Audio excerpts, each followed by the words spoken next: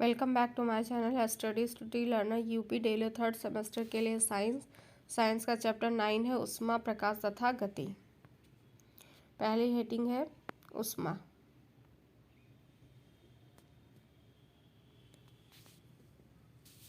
उष्मा एक प्रकार की ऊर्जा है जिसका प्रभाव अधिक ताप की वस्तु से कम ताप की वस्तु की ओर होता है। ऊर्जा का स्वरूप ऊष्मीय ऊर्जा कहलाता है। एसआई पद्धति में मात्रक जूल तथा सीजीएस पद्धति में कैलोरी, एमकेएस पद्धति में किलोग्राम कैलोरी में होता है। तो एसआई पद्धति में उष्मा का मात्रक जूल हो गया, सीजीएस पद्धति में कैलोरी और एमकेएस पद्धति में किलोग्राम कैलोरी होता है। 1 कैलोरी बराबर होता है 4.18 जूल। 1 किलो कैलोरी बराबर होता है 10⁻³ कैलोरी और इसको 4.18 इंटू 10⁻³ जूल। जूल में 4.18 से मल्टीप्लाई कर देंगे तो जूल में परिवर्तित हो जाएगा कैलोरी से। विशिष्ट ऊष्मा हेडिंग है विशिष्ट ऊष्मा। किसी पदार्थ के एकांक द्रव्यमान ताप बढ़ाने पर उसमें आवश्यक ऊष्मा ऊर्जा की मात्रा पदार्थ की विशिष्ट ऊष्मा कहते हैं। इसे सी से प्रदर्शित करते हैं। तो विशिष्ट ऊष्मा को किससे प्रदर्शित करते हैं? सी से प्रदर्शित करते हैं। इसका मात्रक सीजीएस में कैलोरी प्रति ग्राम डिग्री सेंटीग्रेड, एमकेएस पद्धति में kilo calorie kilogram degree centigrade होता है। मात्रक इसके याद रखिएगा, सीजीएस, एमकेएस और एसआई पद्धति में सभी के। तो इसका फार्मूला होता है सी इक्वल टू, ये कुछ भी नहीं है, ये सी है जो विशिष्ट ऊष्मा है। विशिष्ट ऊष्मा बराबर होता है डेल्टा क्यू बटे M into dot delta T. Next है उष्मा मापन। उष्मा मापन में पहली हेडिंग है तापमान का सेल्सियस पैमाना। इस पैमाने को स्वीडिश वैज्ञानिक ए सेल्सियस ने अभिकल्पित किया था। तो जो तापमान का सेल्सियस पैमाना है इसको किसने बनाया? ए सेल्सियस ने। इसमें सामान्य वायुमंडलीय ताप पर बर्फ के गलनांक को 0 डिग्री सेंटीग्रेड पर और पानी के क्वथनांक को 100 डिग्री सेंटीग्रेड माना। मानकों को 100 बराबर भागों में बांटा, जिससे एक भाग को 1 डिग्री सेल्सियस कहते हैं।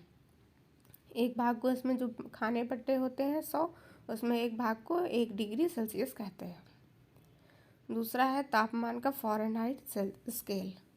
इस पैमाने को जर्मन दार्शनिक फ़ारेनहाइट ने अधिकल्पित किया था। इन्होंने बर्फ के गलनांक को 32 डिग्री फ़ारेनहाइट, पानी के क्वथनांक को 212 डिग्री फ़ारेनहाइट माना। इन मानकों को 180 भागों में बांटा, जिसके एक भाग को 1 डिग्री फ़ारेनहाइट कहा गया।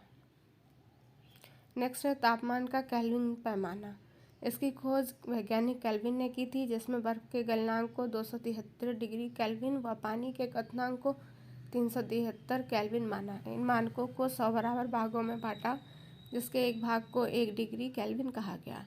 इसको परम पैमाना भी कहते हैं। तो ऐसा कौन सा पैमाना है जिसको परम पैमाना कहते हैं? तो केल्विन पैमाने को परम पैमाना भी कहते हैं।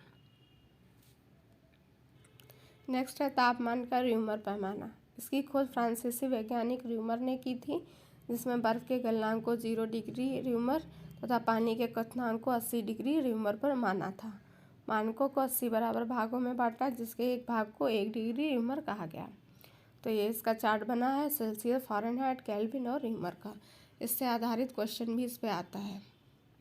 0 डिग्री सेंटीग्रेड से 100 डिग्री सेल्सियस और 32 फ़ारेनहाइट से 212 फ़ारेनहाइट, 273 केल्विन से 373 केल्विन और 0 डिग्री र्यूमर से 80 डिग्री र्यूमर। इसको 100 भागों में बांटा गया। जो नीचे लिखे हैं वो भाग थे, इसको 180 भाग में बांटा गया। इसको 100, इसको 80। ये 1 डिग्री सेल्सियस है, 1 फ़ारेनहाइट है, 1 केल्विन है, 1 र्यूमर है, 1 डिग्री। परम शून्य ताप इम्पॉर्टेंट है, याद रखिएगा। 0 डिग्री केल्विन या -273 केल्विन को परम शून्य ताप कहा जाता है, क्योंकि इससे कम तापमान संभव नहीं है। इस ताप पर पदार्थों के अणुओं की गति 0 होती है। तो परम शून्य ताप कौन सा होता है? 0 डिग्री केल्विन या -273 डिग्री केल्विन। ताप के विभिन्न स्केलों के मध्य संबंध, ये इंपॉर्टेंट है, ये क्वेश्चन आता है 2 नंबर में भी। तो संबंध देख लेंगे, सेल्सियस, फ़ारेनहाइट, केल्विन और र्यूमर में। तो सी, इसको ये सेल्सियस का था तो ये 100 भागों में बांटा गया, तो सी यहाँ पे 0 भी लिखते तो भी कोई मतलब नहीं था, तो C/100 लिख लिया गया, बराबर फ़ारेनहाइट का F है जो F-32/180, K-273/100 और R/180, इसको काट दिया गया है। और C/5 इधर बचेगा, F-32/9 बचेगा। ये सभी को 20 से काटा गया था, 20 से इनको डिवाइड किया गया, तो 20 चौको 80, 20 पंचे 100, 20 नामा 180 और 5। तो ये C/5 F-32, K-273/5 और R/4।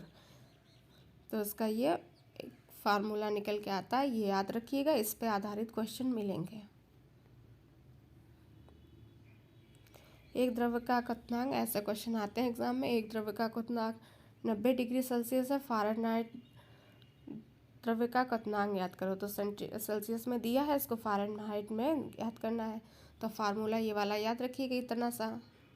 सेल्सियस पूछा, फ़ारेनहाइट है तो ये सब नहीं याद रखिएगा, इतना याद रखिएगा। तो C/5 बराबर F-32/9। तो C इसमें सेल्सियस दिया है 90, तो 90 लिख दीजिएगा। और ये पता करना है तो F-32/9, इसको काट दीजिएगा। तो फ़ारेनहाइट में इसका क्वथनांक निकल के आएगा 194 डिग्री फ़ारेनहाइट। ऐसे ये है 37 डिग्री ताप का मान फ़ारेनहाइट में बदलिए। तो ये वाला फार्मूला याद रखिएगा, C/5 बराबर F-32/9 और इसमें रख दीजिएगा, आ जाएगा। दो वस्तुओं के तापों का अंतर है जो 63 फ़ारेनहाइट है, डिग्री सेल्सियस पैमाने पर यह अंतर कितना होगा। तो 180 फ़ारेनहाइट बराबर 100 डिग्री सेंटीग्रेड होता है, दो वस्तुओं के तापमान का अंतर, ये याद रखिएगा, इम्पोर्टेंट है। तो 1 फ़ारेनहाइट बराबर क्या हो गया, 100/180, इसको काट दिया गया तो 5/9 आ गया। 1 फ़ारेनहाइट बराबर आ गया है 5/9 डिग्री सेल्सियस। और पूछा कितना था, 63। तो फ़ारेनहाइट पे जहाँ पे 1 लिखा है वहाँ पे 63 लिख दीजिएगा और इसको सेंटीग्रेड में चेंज कर लीजिएगा। तो 1 फ़ारेनहाइट बराबर आ जाएगा 1 सेल्सियस बराबर 935 आ जाएगा। सरल तापमापी, कोई वस्तु कितनी गर्म है या ठंडी, इसका सही ज्ञान करने के लिए हमें विशेष प्रकार के यंत्र की आवश्यकता होती है, जिसे तापमापी कहते हैं। जैसे तापमापी में डॉक्टरी थर्मामीटर या ज्वरमापी। इसमें मोटे कांच की एक केस नली होती है, जिसके सिरे पर एक कांच की बनी हुई आकृति का एक बल्ब जुड़ा होता है। दोनों की संधि के पास केस नली सक्रिय तथा मुड़ी हुई होती है। बल्ब में पारा होता है। केस नली के बाहर भाग पर 96 फ़ारेनहाइट से लेकर 110 फ़ारेनहाइट के तापमान चिन्हित होते हैं। प्रत्येक डिग्री 5 भागों में विभाजित होती है। अतः हम ज्वरमापी से 32 डिग्री सेल्सियस से लेकर 12 डिग्री सेल्सियस तक का माप कर सकते हैं। स्वस्थ मनुष्य के शरीर का तापमान 37 डिग्री सेल्सियस या 98.6 डिग्री फ़ारेनहाइट होता है। ये इम्पोर्टेंट है, ये क्वेश्चन आता है। एक स्वस्थ मनुष्य के शरीर का ताप, तो ये इतना है जो याद रखिएगा, सेल्सियस में भी और फ़ारेनहाइट में भी। ऊष्मा संचरण की विधियाँ, तो पहली विधि होती है चालन, यह भी इम्पोर्टेंट है, तीनों विधियाँ पूछी जाती हैं। ठोसों में ऊष्मा संचरण इसी विधि से होता है। तो चालन है जो किस में होता है, तो ये ठोसों में होता है। ठोस के अणु ऊष्मा को ग्रहण करते हैं और अपने नज़दीक वाले अणु को ऊर्जा स्थानांतरित कर देते हैं। इस प्रकार ठोसों में ऊष्मा एक स्थान से दूसरे स्थान तक पहुंच जाती है। इस विधि में माध्यम के कण अपने ही स्थान पर व्यवस्थित रहते हैं। उदाहरण के लिए देख लेंगे, जब लोहे की छड़ के एक सिरे को गर्म करना प्रारंभ करते हैं तो कुछ समय बाद दूसरे सिरे में ऊष्मीय ऊर्जा उत्पन्न पहुंच जाती है। तो ये हो गया चालन। चालन है जो ठोस अणुओं में होता है, ठोस पदार्थ होते हैं उसमें होता है। ऊष्मा संचरण है जो चालन के माध्यम से। दूसरा है संवहन। संवहन है जो द्रव और गैसों में ऊष्मा इसी विधि के द्वारा संचरित होती है। इसमें पदार्थ के कण ऊष्मा को ग्रहण करके अपना स्थान छोड़ देते हैं और एक स्थान पर पदार्थ के अन्य कण आ जाते हैं। इस प्रकार से प्रक्रिया चलती रहती है और ऊष्मा का संचरण होता है। इस विधि में माध्यम के कण अपने स्थान पर व्यवस्थित नहीं रहते हैं। यही वजह है कि कमरों के ऊपर छोटी खिड़कियां लगाई जाती हैं जिससे गर्म वायु बाहर निकल सके, उसका रिक्त स्थान ठंडी वायु ले सके। तो द्रव तथा गैसों में ऊष्मा का संचरण किसके माध्यम से होता है? तो ये संवहन के माध्यम से होता है। विकिरण देख लेंगे। इसमें माध्यम की आवश्यकता नहीं होती है। ऊष्मा का स्थानांतरण एक स्थान से दूसरे स्थान तक होता है। स्थानांतरण की इस विधि को विकिरण विधि कहते हैं। इस विधि के कारण सूर्य का प्रकाश हमारी पृथ्वी तक पहुंचता है। क्वेश्चन आता है सूर्य का प्रकाश हमारी पृथ्वी तक किसके कारण पहुंचता है या किस विधि के कारण? तो ये विकिरण के माध्यम से पहुंचता है।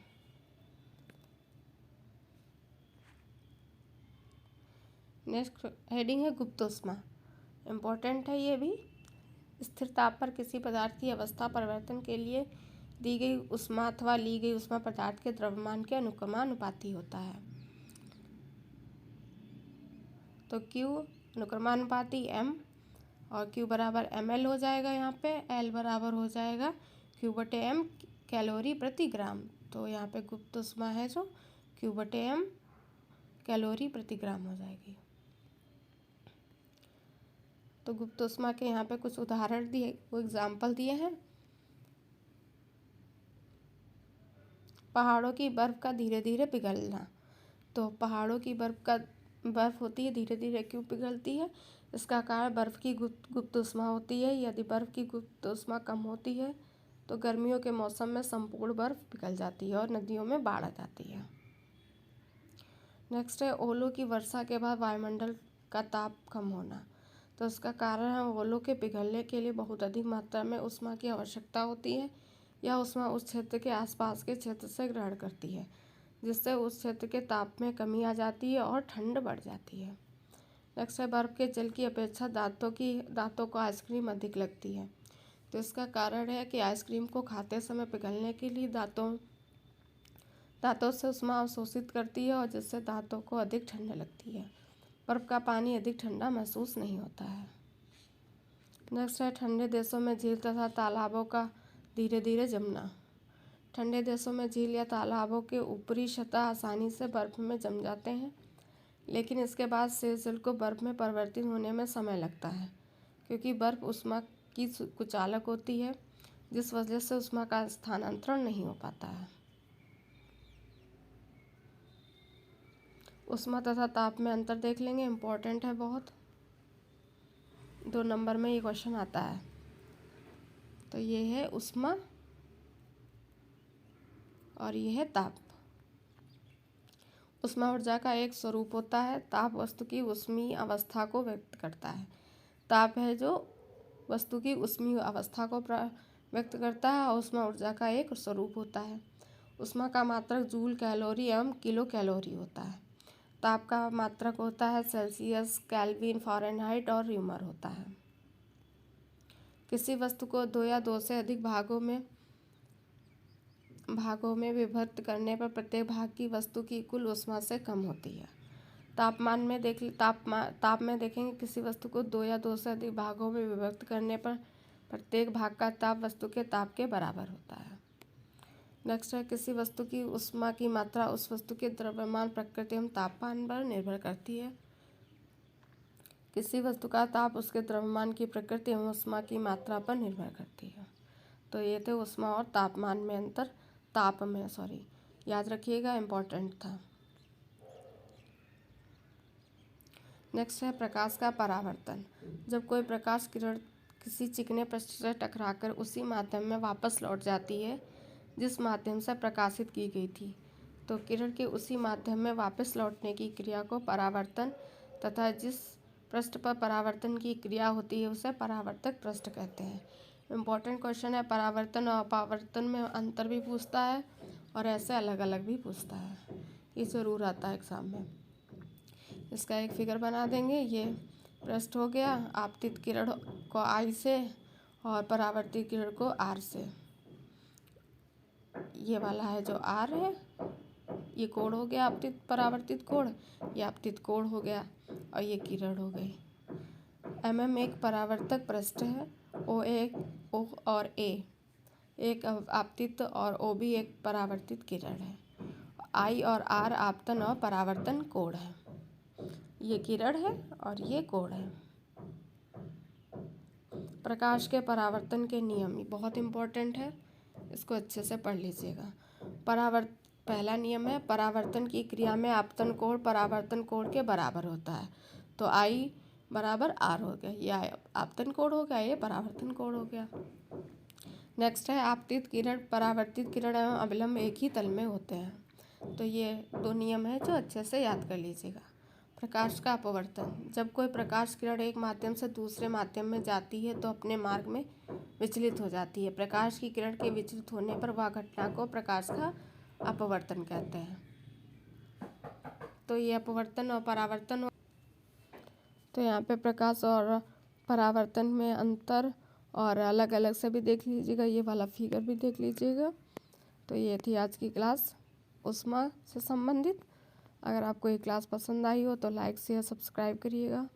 और वीडियो देखने के लिए थैंक यू सो मच।